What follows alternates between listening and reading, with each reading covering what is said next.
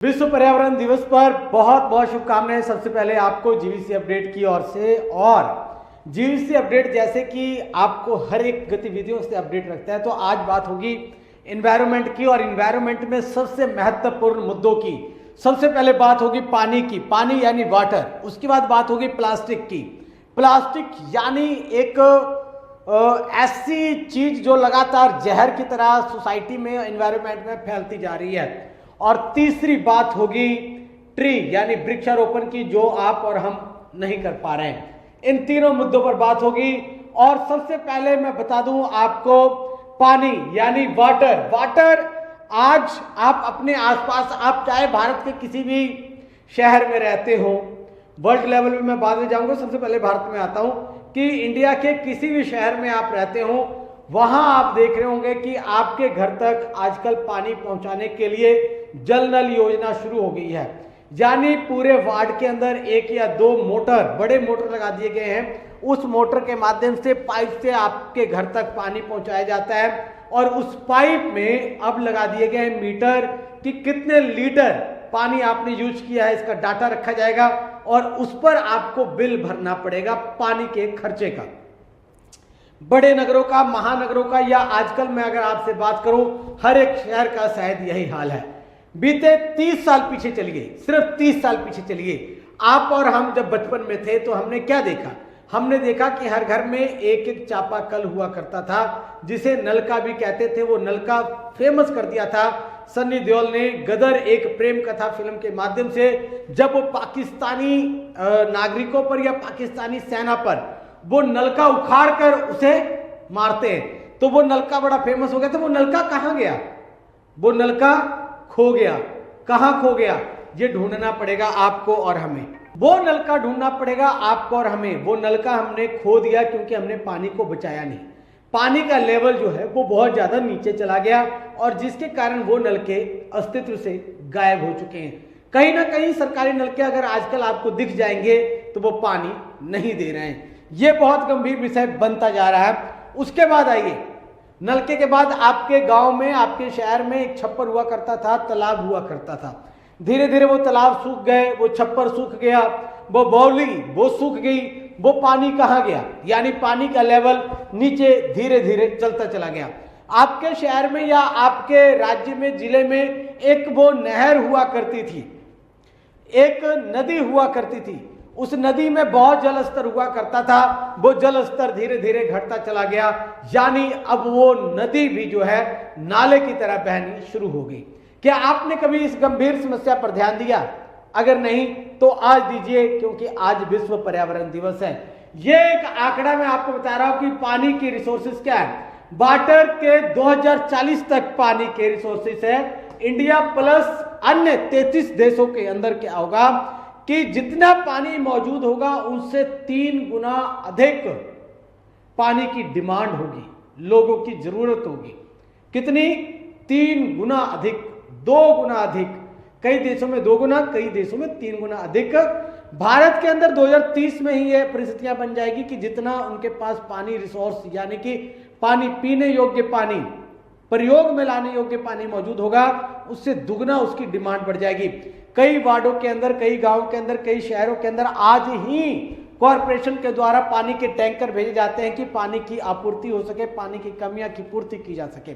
वहां आप लंबी लंबी लाइन में लोगों को बाल्टी लिए, ड्रम लिए, जग लिए, कई चीजें लिए देखते हैं कि लंबी एक लाइन लगती है और कई जगहों पर पानी के लिए लड़ाई होती नजर आती है। आप और हम आज अगर इस गंभीर मुद्दे को नहीं समझ पाएंगे तो शायद आने वाले दिनों में यह गंभीर समस्या हम अपने आने वाली पीढ़ी को देकर के जाएंगे। ये ड्यूटी आपकी और मेरी, हमारी, हम सबकी मिलकर एक कंबाइंड ड्यूटी बनती है कि हम जल को आज ही बचाएं, जल का संरक्षण करें। सरकार के द्वारा चलाई जा रही बहुत सारी योजनाओं का लाभ लें। उन योजनाओं के लिए उनकी साइट पर जाएं, सरकार की योजनाओं को सुने। और बड़ी बात क्या है, वो कुआं कहां गया? जिस कुएं पर यह कहावत ही बनी थी कि रसरी आवत जात ते सील पर पड़त निशान, वो कहां गया? वो सील कहां गया? कुएं का वो सील कहां गया? वो कुआं कहां गया जिस कुएं से आप रस्सी में, बाल्टी में रस्सी बांध करके पानी खींचा करते थे? आपको और हमें सोचना पड़ेगा। आज अगर आपके घर तक नल से पानी पहुंचाया जाता है, वो नल भी अगर वो मोटर खराब हो जाए 4 दिन के लिए, 5 दिन के लिए, 10 दिन के लिए, तो पानी की कीमत आपको और हमको सबको पता लगता है। तो हम अपनी आने वाली पीढ़ियों को क्या दे करके जाएंगे, इस पर हमें काम करना पड़ेगा। चलिए, ये मैंने बात की है पानी की। पानी के बाद आप आ जाइए प्लास्टिक पर। प्लास्टिक क्या है? Micro plastic. अब कंपनियां क्या बना रही है? माइक्रो प्लास्टिक, जो कि जिसकी साइज जो है 5 mm से भी कम हो सकती है। और कई कंपनियां जो है वो जानबूझकर माइक्रो प्लास्टिक बना रही, जिसे बीड भी कहते हैं, और इसका उपयोग सुंदरता बढ़ाने वाली जितनी भी क्रीम्स हैं उसमें लिया जाता है। और एक सर्वे है, उस सर्वे के अनुसार यह कहा गया है कि 2050 तक 99% समुद्री जीव जो हैं वो माइक्रो प्लास्टिक निगल चुके होंगे। कितनी गंभीर समस्या है ये माइक्रो प्लास्टिक, जो कैंसर जैसी गंभीर बीमारियों का जनक जिसे कहा जाता है। यानी कि माइक्रो प्लास्टिक और प्लास्टिक जो है, जो बायोग्रेडेबल है, जो आपको और हमको ये समझना पड़ेगा। प्लास्टिक क्या है? वो गैर बायोडिग्रेडेबल है, जिसके कारण वो जमीन की सतह पर काफी लंबे समय तक टिका रहता है। आपने कई बार देखा होगा कि कई चीजों को जोड़ने के लिए अब क्या है, प्लास्टिक जो है वो आपके घर में हर एक जगह एंटर कर चुकी है। आप कुर्सी लीजिए, सुबह से लेकर शाम तक के अपनी क्रियाओं को समझिए कि जो दिन भर में आप दिनचर्या करते हैं उसमें समझिए। सुबह शौचालय से प्रारंभ करते हैं। शौचालय की सीट जो है वो अब प्लास्टिक से बनी हुई नजर आने लगी हैं। टैप यानी कि जो नल होते थे वो भी अब प्लास्टिक से बने हुए आ रहे हैं। साबुन रखने के लिए जो साबुनदानी आपकी है वो अब प्लास्टिक की है। ब्रश वो अब प्लास्टिक की है।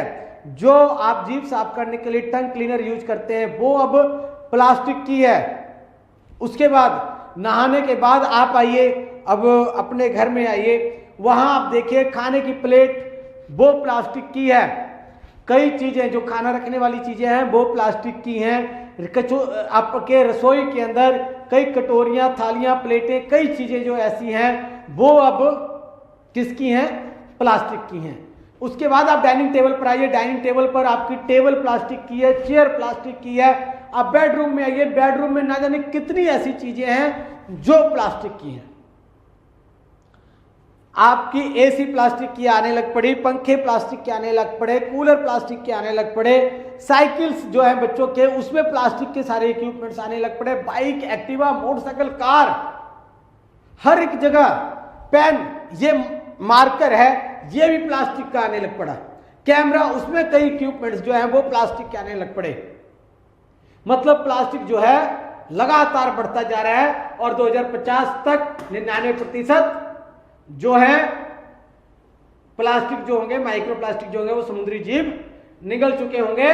और वर्ल्ड स्तर पर 2015 में 381 मिलियन टन प्लास्टिक की डिमांड है। तो हमारा पर्यावरण कहां सुरक्षित है?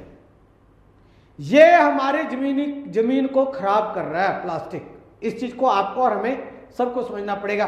पॉलीथीन, रैपर, चिप्स, बिस्किट, पता नहीं क्या क्या चीजें, हर एक चीज आप प्लास्टिक के साथ। पेन वो भी प्लास्टिक की, उसके अंदर इंक वो रिफिल होती है, वो हर एक चीज प्लास्टिक का। समझना पड़ेगा प्लास्टिक और पानी, इन दो चीजों से पानी को बचाना पड़ेगा। प्लास्टिक का हमें सब्स्टिट्यूट ढूंढना पड़ेगा, तब जाकर के हम पर्यावरण को बचा पाएंगे। और तीसरी बहुत महत्वपूर्ण चीज है वो है ट्री प्लांटेशंस। क्या आज आप और हम साल भर में सिर्फ 2 पेड़ लगा पा रहे हैं? तो आपका जवाब होगा, कुछ लोगों का जवाब होगा हाँ मैंने तो 50 पेड़ लगाए। तो जो आपने 50 पेड़ लगाए वो 5 साल के बाद उस पेड़ का क्या हुआ, 2 साल के बाद उस पेड़ का क्या हुआ, उस पौधे का क्या हुआ? क्या आपने कभी ये सोचा? अगर नहीं तो सोचिए, शायद वो पौधा जो था वो पेड़ कभी बना ही नहीं। तेजी से बढ़ते विकास की रफ्तार पर, तेजी से बढ़ रहे औद्योगिकरण, तेजी से बढ़ रहे शहरीकरण के कारण लगातार वनों को, जंगलों को काटा जा रहा है, पेड़ों को काटा जा रहा है, और जिसके कारण हमारा पर्यावरण प्रदूषित हो रहा है।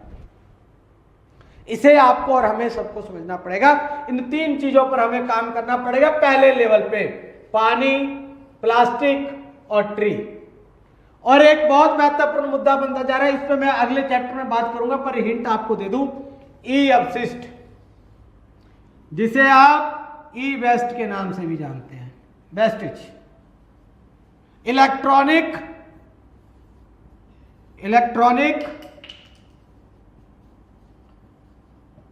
और इलेक्ट्रिकल।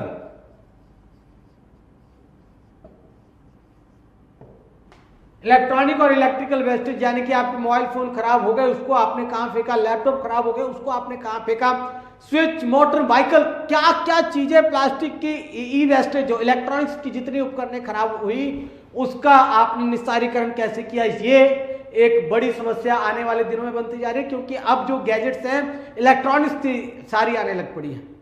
इस पर मैं पूरा एपिसोड लेकर आऊंगा और इस पर बाद में बात करेंगे, पर आज हम सिर्फ और सिर्फ इन 3 मुद्दों पर बात करेंगे, वाटर, प्लास्टिक और ट्री। चलिए इस पर काम कीजिए और अपने पर्यावरण को सुरक्षित और मजबूत बनाइए। धन्यवाद। जय हिंद, जय भारत।